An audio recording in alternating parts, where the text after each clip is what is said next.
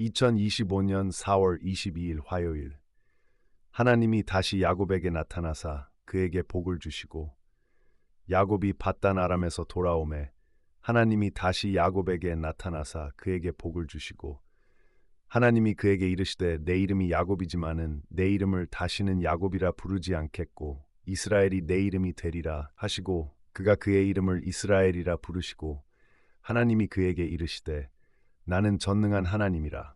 생육하며 번성하라.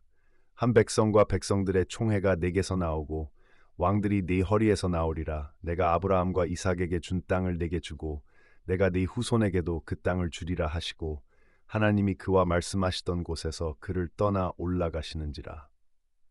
아들아, 지금까지 은혜로 이끄셨던 하나님은 그 어둡고 캄캄한 위기의 밤에 다시 은혜를 베푸사 지금 일어나 비엘로 가라 하셨지? 그 말씀에 순종하니 하나님은 다시 또 은혜를 더하사 아무도 야곱을 추격하지 못하게 보호하신다.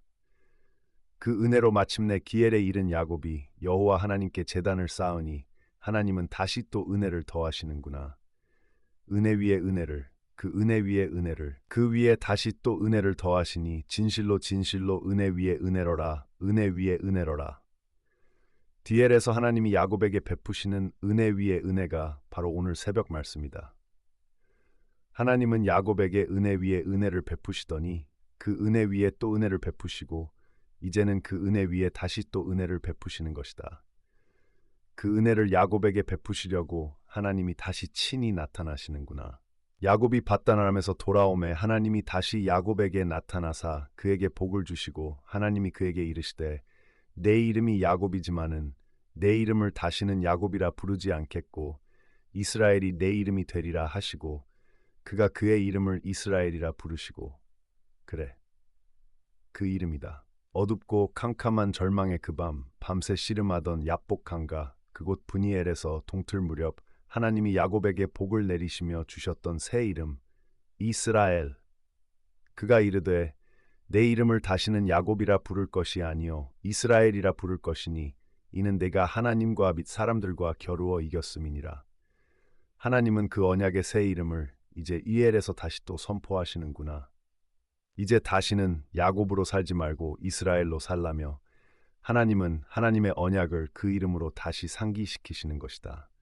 언약의 하나님, 신실하신 하나님은 은혜로 야곱에게 언약의 새 이름을 다시 주시고는 그 위에 은혜를 또 더하신다. 언약을 다시 또 선포하신 것이다. 하나님이 그에게 이르시되 나는 전능한 하나님이라. 생육하며 번성하라. 한 백성과 백성들의 총회가 네게서 나오고 왕들이 네 허리에서 나오리라. 내가 아브라함과 이삭에게 준 땅을 내게 주고 내가 네 후손에게도 그 땅을 주리라 하시고. 그런데 이 언약은 새로운 언약이 전혀 아니지. 그래, 할아버지 아브라함을 갈대아 우르에서 불러내실 때로부터 시작해서 그 후로 거듭거듭 반복하신 언약이요, 아버지 이삭에게도 반복하여 맹세하셨던 언약이다. 그 언약을 야곱에게도 비엘에서 하셨지. 그로부터 30여 년이 지난 지금 이제 또 히엘에서 다시 선언을 하고 계시니 새 언약이 전혀 아닌 것이다. 그런데 아들아, 생육하며 번성하라 하시며 맹세하시는 전능하신 하나님의 이 언약은 사실은 아브라함이 처음이 아니란다. 에덴에서도 똑같은 언약과 복을 내리셨거든.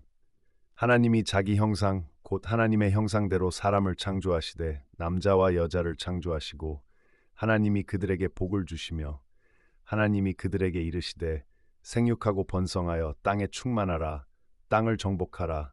바다의 물고기와 하늘의 새와 땅에 움직이는 모든 생물을 다스리라 하시니라. 그러므로 이 언약은 당연히 아브라함과 이삭과 야곱만이 아니라 오늘 우리에게도 하시는 언약이겠지. 우리도 하나님의 형상으로 창조되었으니 하나님은 우리에게도 이 동일한 언약을 하시는 것이다. 그런데 아들아, 문제는 우리가 하나님의 형상을 잃어버렸다는 것이다. 하나님의 형상을 잃어버리고 없으니 숨을 쉬기는 쉬되 썩어질 육신만 남은 것이다. 그 썩어질 육신이 생육하고 번성하면 그게 복이겠느냐? 그래서 하나님은 이 언약을 우리에게 하시고는 골고다 언덕을 오르셨단다. 우리 안에 잃어버린 하나님의 형상을 다시 원래대로 회복시키시려면 그 길 말고는 다른 길이 전혀 없으니 하나님은 골고다 언덕을 오르신 것이다. 십자가로 언약을 이루신 것이다. 그러니 아들아, 언약은 은혜다. 처음부터 끝까지 모두 다 하나님의 은혜인 것이다. 그런데 그 은혜는 아직 끝이 아니다. 십자가가 은혜의 끝이 아닌 것이다. 십자가로 언약을 이루신 주님은 이 땅을 떠나 하늘로 올라가셨지. 언약과 복을 선포하신 하나님이 야곱을 떠나 하늘로 올라가셨던 것처럼 그렇게 하늘로 올라가신다. 하나님이 그와 말씀하시던 곳에서 그를 떠나 올라가시는지라. 그런데 하늘로 그냥 가시지 않고 곧 다시 오마 약속을 하신다. 다시 또 언약을 하신 것이다. 언약을 하셨으니 언약하신 그대로 주님은 이 땅에 오실 것이다. 하나님의 언약 안에 거하는 우리를 하늘 본향 집으로 데려가시려 잠깐 후면 이 땅에 다시 오실 것이다. 우리가 하늘에 가는 것이다. 사랑하는 하늘 우리 아버지 계신 곳 하늘 본향 집으로 가는 것이다. 우리가 말이다. 그러니 아들아, 진실로 언약은 은혜다. 처음부터 끝까지 하나부터 열까지 모두 다 전적인 하나님의 은혜다.